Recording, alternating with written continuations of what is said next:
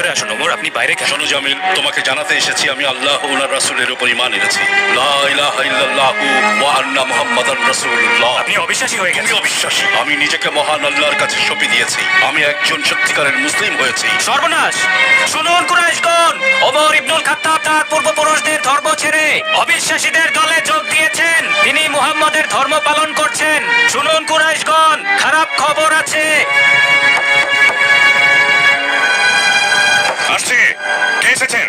আমি ওমর ইবনুল খাত্তাব। এসো এসো আমার ভাই, ভেতরে এসো। এখন আপনার কাছে খবর পৌঁছেনি আবুল খাত্তাব?